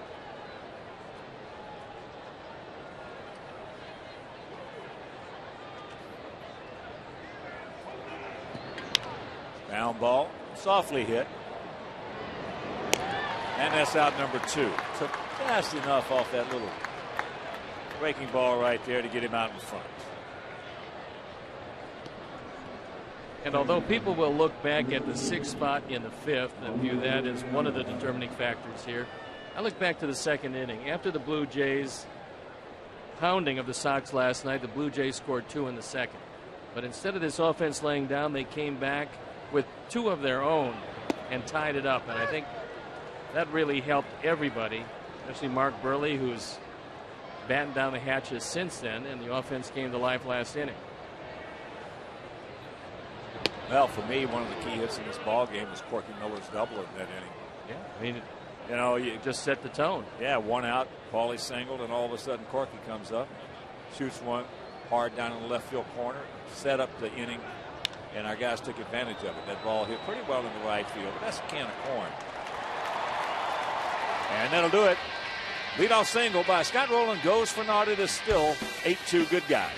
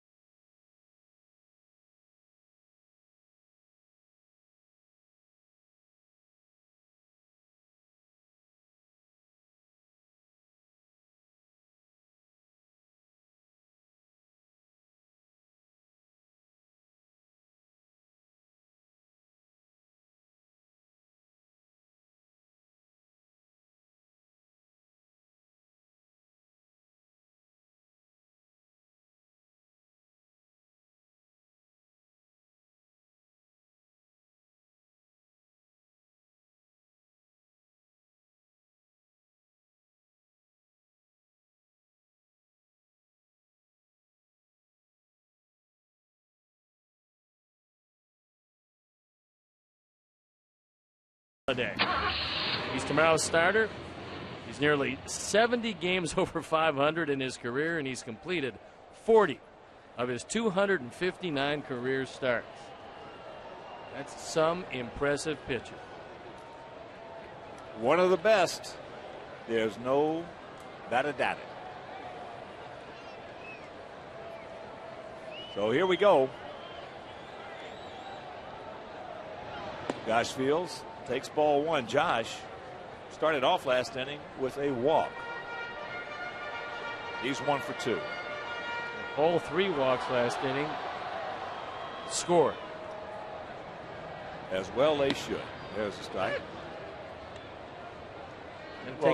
Got to take advantage of them. Well, when you walk 3 guys in an inning, a 2-2 ball game, they should score.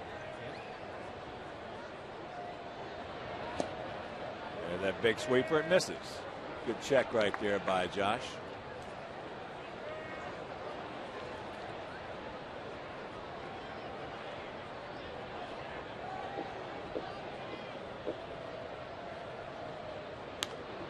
Comes back on the fist to even the count at 2.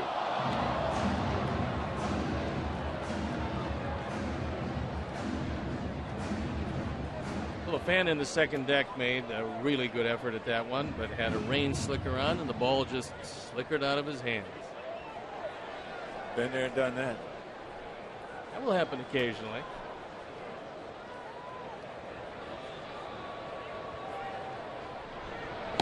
That's up high. Yeah, I didn't mind playing in the rain as far as hitting or as far as the footing goes, but I just hated when I was in the outfield. I hated to have a ground ball hit to me and I had to make a throw. A wet baseball? Yeah. Big breaking ball on 3-2. That was not as bad of a get me over as the 1 to Alexi.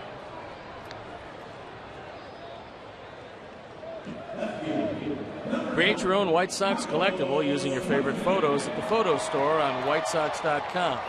In 3 easy steps, you can make your very own White Sox memory. Go to WhiteSox.com today. Here's Carlos. He's 0 for 3 tonight.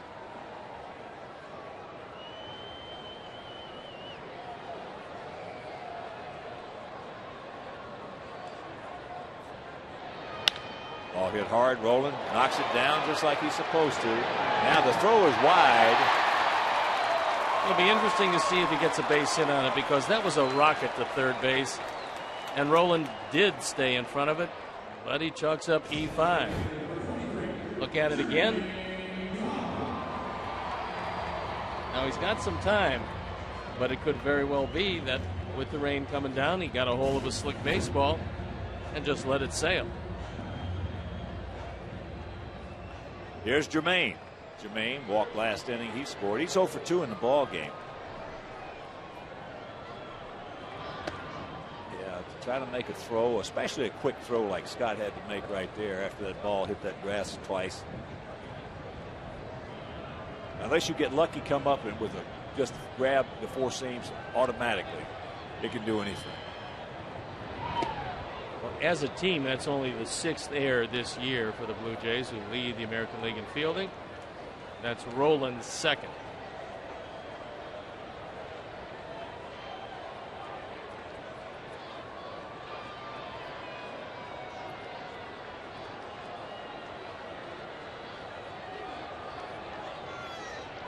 One.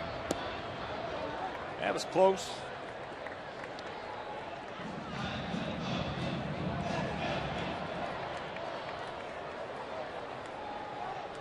Blue Jays this year have turned 20 double plays. That ball hit deep. Bautista looks up. You can put it on the board. Yes! Another roller. And JD did not miss it.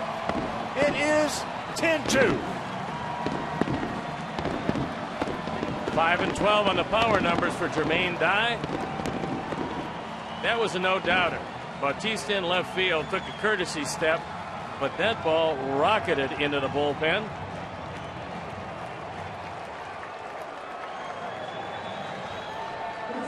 This is starting to be just exactly what this team needs. A laugher.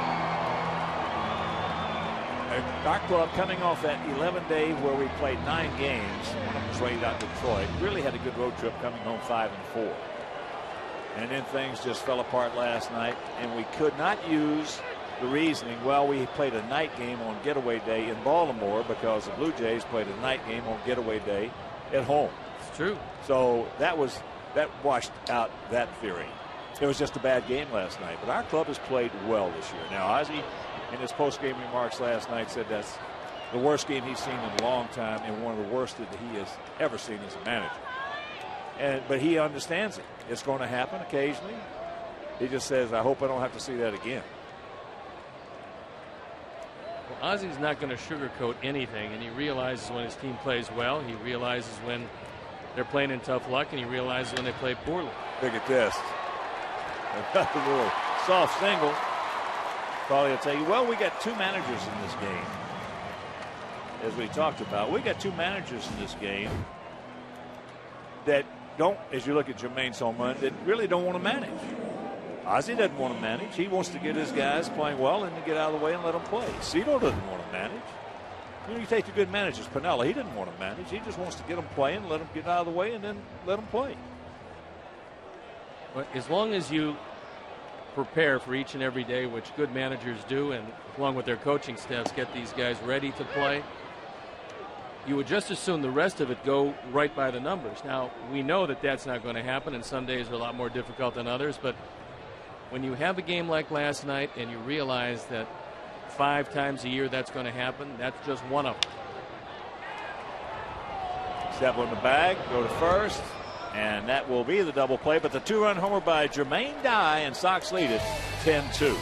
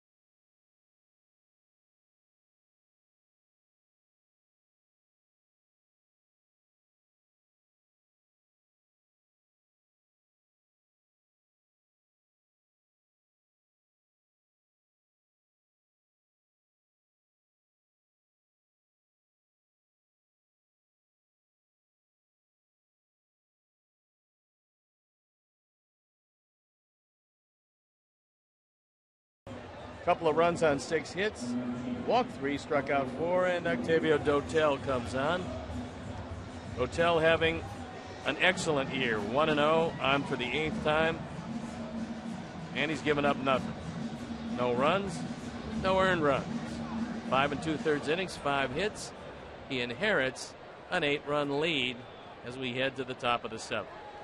And it's the top of the order for the Blue Jays. Scutaro, Hill, and Rios to face. Give me a hug. Dotel. Takes that fastball upstairs. But, getting back to the managers. It's not unlike, as we have discussed, it's not unlike playing golf. Anytime you got to put that L wedge in your hand, you're probably in trouble. I know I am. You and me both. It's just like anytime a manager has got to manage, his team's usually in trouble. They just let them go. And that's one of the beautiful things about good managers. They don't micromanage. As I mentioned earlier, since Cito took over the Blue Jays back on June 20th of 08, they have, up until today, the best record in Major League Baseball at 64-42. Well, they got some talent on this team, and sometimes it's not the message, but the messenger. Well, he's got a lot of help, though. Well, he's got a lot of help no because doubt. Paul Beeston, their good luck charm, is back. You know, he's heading up the organization again, so that's an automatic extra 5 or 6 games right there. Outfield to the right. There's the strike, and the count goes full.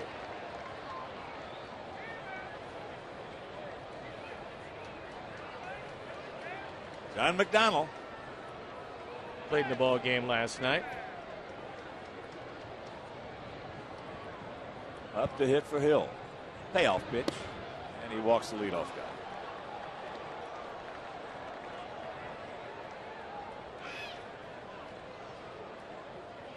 Provide your guests with the ultimate baseball experience in the Jim Beam Club. This all-inclusive premium seating area located behind home plate features a Levy catering pregame buffet, an open bar, in-seat food and beverage menu, premier reserve parking, and much more. For more information, call 312-674-1000 or visit whitesox.com/Jim Beam Club. Oh, the good folks at Future Brands, Lanigan, and the whole group. 0-2 the count.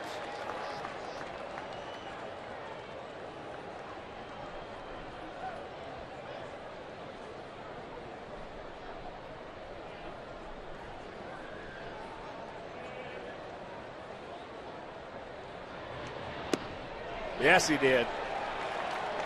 And that's out number 1.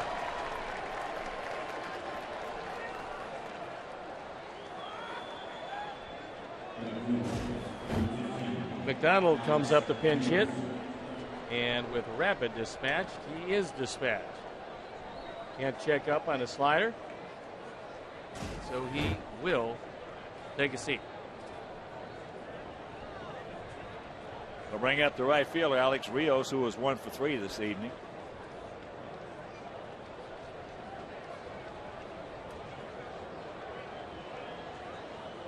$30,383 in the house. As that pitch out of play right side. That's a pretty good crowd when you consider what the weather looked like.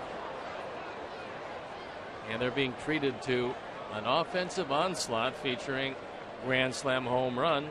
Yet another one off the bat of Alexei Ramirez. Breaking ball, and the count 0-2.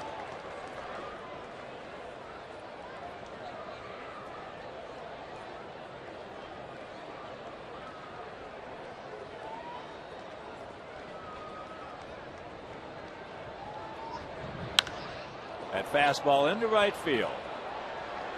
Ryan tracking it. Got the ball. 2 down.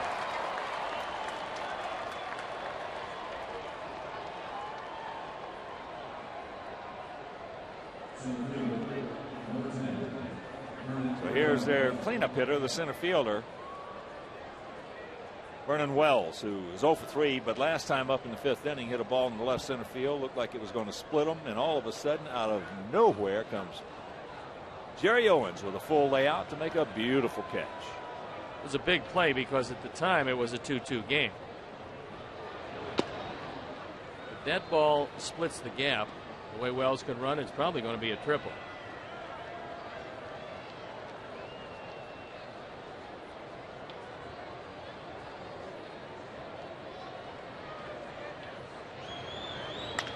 Ground ball. Alexei up with it. over the Lily Bridge, and that'll do it. 7th inning stretch. Sox in good shape.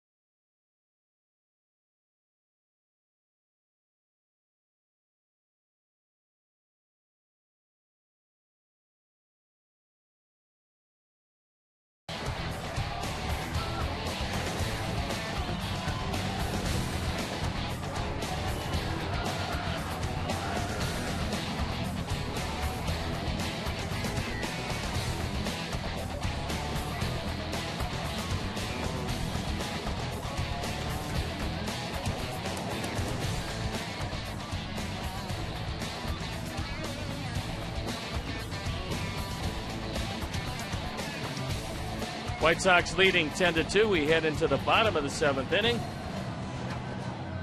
And this has been a terrific night for the Sox. A lot of offense, some great pitching by Mark Burley. Oh, Burley trying to go 38 games over 500. And just seems like that every time that we get a situation we need a win after either a bad loss like last night or a couple of losses, Burley in his career has been the man. Well, they have a closer. He's the guy who comes in at the end and nails it down, but they have stoppers.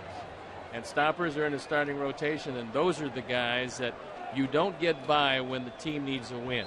And Mark Burley has been a stopper during the course of his career. Well, last year, you know, we had 3 of them. And that was nice. That was the reason we got the postseason play. It's one of the reasons why you win 89 and you wind up in the postseason. Gavin with the 17, Burley, and Johnny Danks. Johnny Danks last year was a definite stopper. Well, both Danks and Floyd are in the infancy stages of what should be excellent careers. Mark Burley has been this way for quite some time.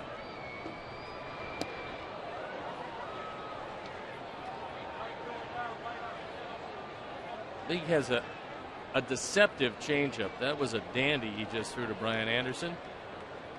He's 1-1 this year, on for the 9th time, so he's been a busy man. His ERA 6.75. That's not great.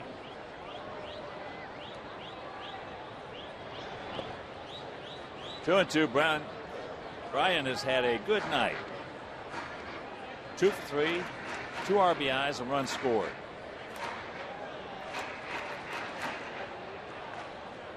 Good, solid night for Brian Anderson.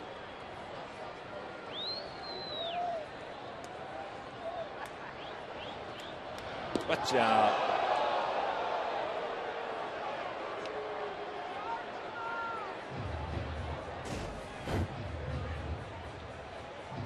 This one just missed getting him in the thigh.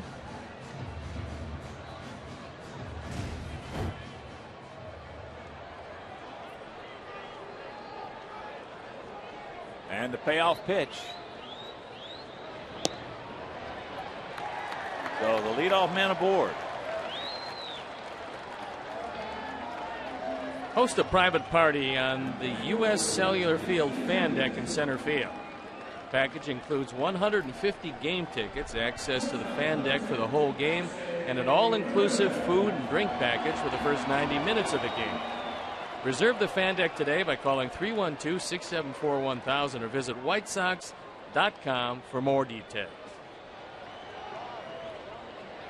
Here's Alexei, 2 for 3, 5 RBIs. RBI single and a grand slam homer. Takes first pitch strike. Lead.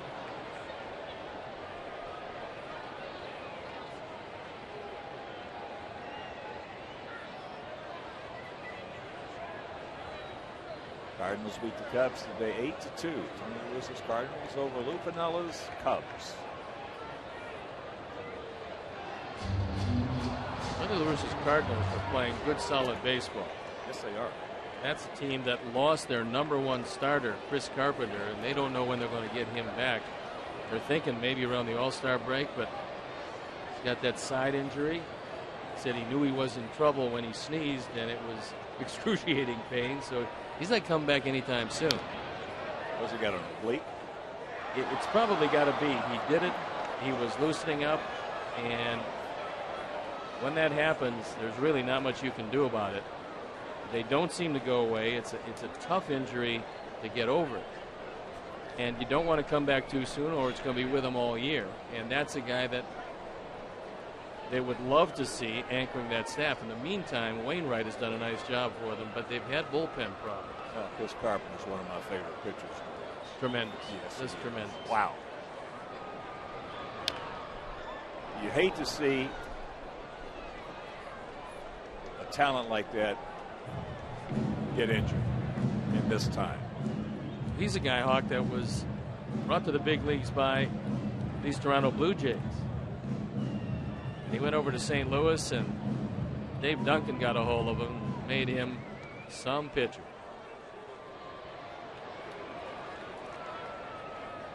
0-2 to Alexei.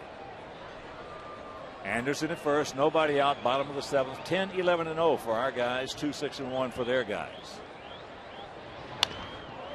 Back through the middle, backhanded, little flip there. They get the man a second. Nice play by Scudero. And there's out number 1. Looked like it was going to be a base hit, but Marco Scudero up the middle, and the only thing he could do was flip it. Turned out to be a real good play on both ends, keeping that ball out of the dugout. Good effort at second base and good effort at shortstop.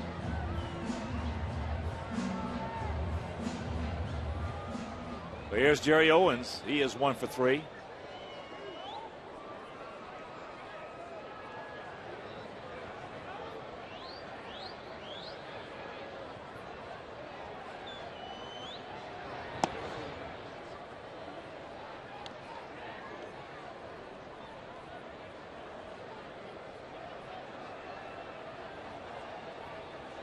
John McDonald, who came in as a pinch hitter, stays in the game to play shortstop.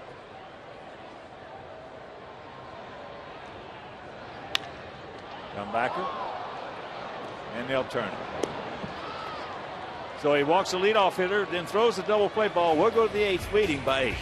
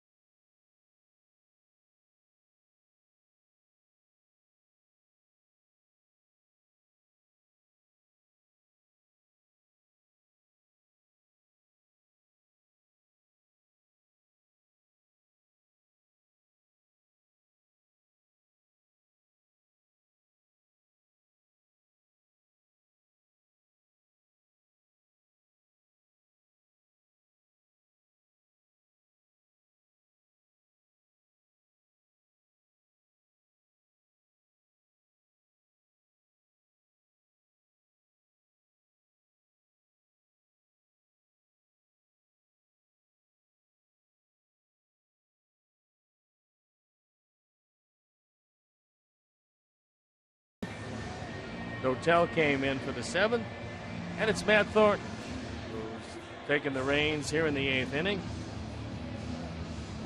Thornton 0-1, his ERA 3.60, on for the 8th time. He's had a good outing every outing but one. And like relief pitchers all over with very few innings, and Thornton's had 5 of them, you have one bad inning, and that ERA distorts things because all in all he's been close to unhittable except for the 1 inning.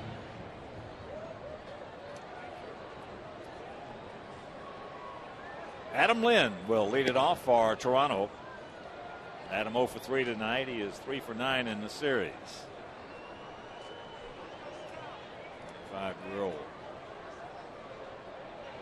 Anderson, Indiana, born in Muncie. Makes up high in the count, 2-0.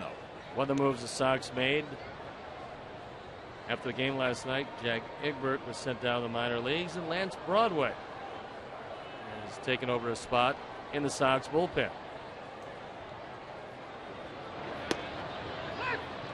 There's a strike.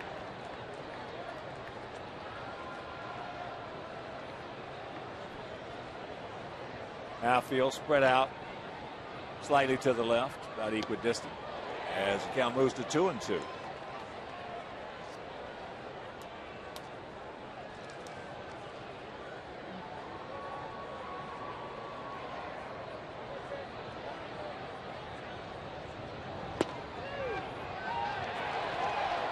He gone.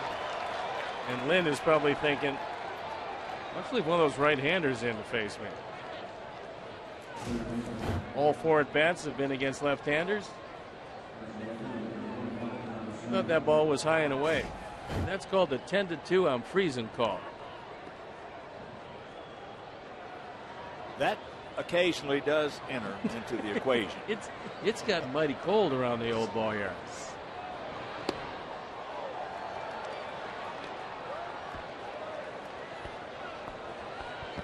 Travis Snyder. Strong young left-handed hitter, 6 feet tall, 235 pounds. As that is into left field. Yeah, 10-2 is getting cold, and I'm getting very wet.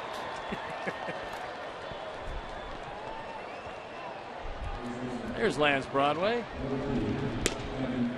So he'll pick up an inning.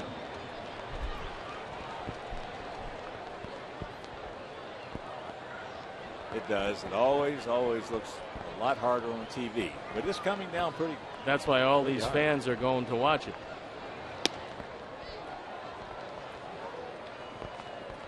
Kevin Millar. He's 1 for 3.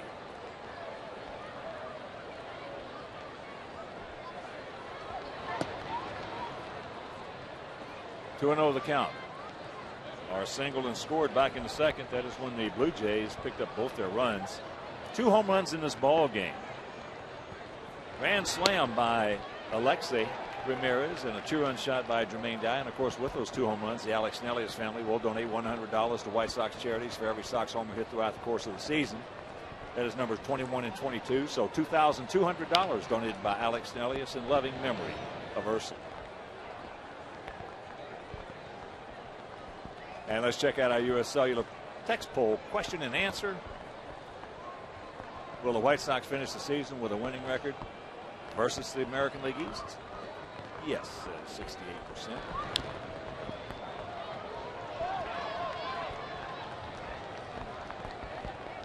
Count hangs at 2-2.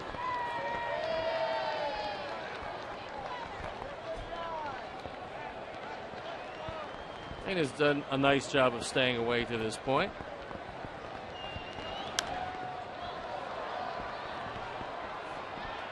Roger Bosley, our terrific groundskeeper and a terrific meteorologist in his own right, said this was one of those little systems that come in that you really just don't know how it's going to develop. Well, when you see how that scoreboard developed, you're happy that it stayed away long enough. Didn't look good early. In case you missed that game last night. Could have used a little of this then. That was the issue that prompted Steve to make that statement. Wow. One of those nights. And he broke his bat. He'll have to get another one. Millar, very uninhibited, animated type player. I've always enjoyed watching him. And I think one of the reasons, Hawk, is that you get the feeling, and it's not just a feeling because he's a sincere player, but he has a good time playing this game. I don't think he takes one day in the major leagues for granted. Look at him. Ozzie looks over in that dugout. Ozzie's always on it. Always. 10th pitch, and he wins the battle with a base hit back up the middle. I love to see guys play this game who have fun. You know, and that's not a real knock on guys who give you the appearance that they're not having fun, because a lot of them are, but they just don't show it. I have really never met one player in my years as a player or as a broadcaster, with the exception of one guy. I have never met a player who told me, I don't like to play this game. I do it because it's a job and I make a good living. Every other player there's the only guy I've ever met like that in my whole life. Well, it's probably unusual to find a player that has that feeling, number one, that would tell you, and number two, that could excel with that particular approach to the game. You know, the funny thing about it is I've had several guys who are friends of mine who are golfers, as he strikes out, who said the same thing. Meanwhile, nice inning right there by Matt Thornton. And we'll go to the bottom of the 8th, leading 10-2.